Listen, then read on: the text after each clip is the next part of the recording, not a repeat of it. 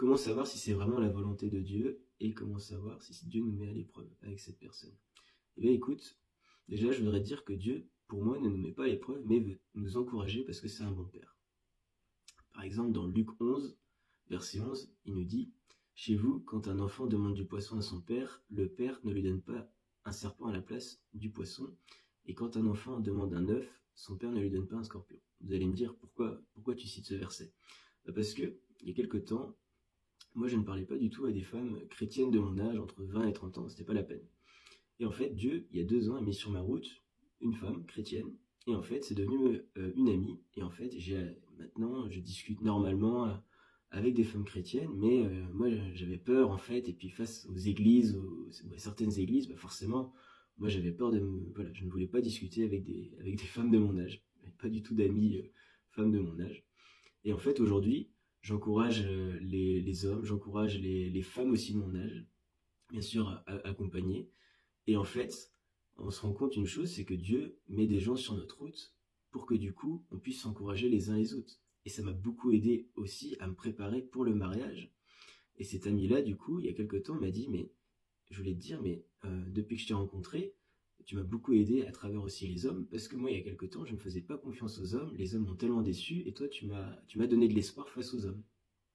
Donc ça veut dire que Dieu a mis cette fille et m'a mis sur sa route pour que du coup, je puisse l'aider à elle un jour se marier avec un homme, parce que du coup, elle a pu guérir en fait de ses blessures par rapport aux hommes, et elle m'a aidé à guérir mes blessures par rapport aux femmes. Donc comment Dieu fait bien les choses? Bien sûr, on est amis, nous. Mais Dieu peut très bien faire avec un couple aussi. Moi, je connais deux personnes chrétiennes, ils se sont fréquentés pendant 2 ans, ils ont appris à se connaître, et ils ont commencé à guérir leurs blessures l'un envers l'autre. Et en fait, avant de se marier, et même pendant. Donc eux, bah Dieu a fait comme ça pour eux. Maintenant, comment savoir si c'est la personne de destinée? Moi, j'ai envie de dire, des fois, c'est pas parce qu'on a des sentiments, même pour une fille chrétienne ou un homme chrétien, que c'est la bonne personne.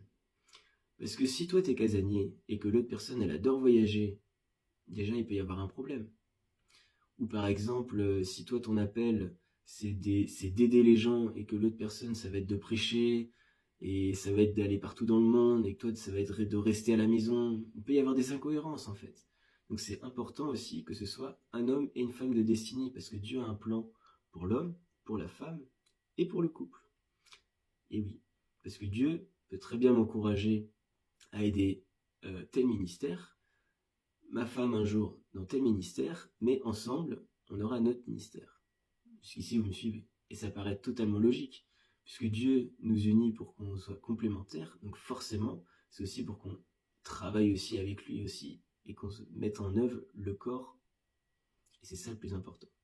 Donc j'espère que ça a pu répondre à ta question, et en tout cas, soyez bénis.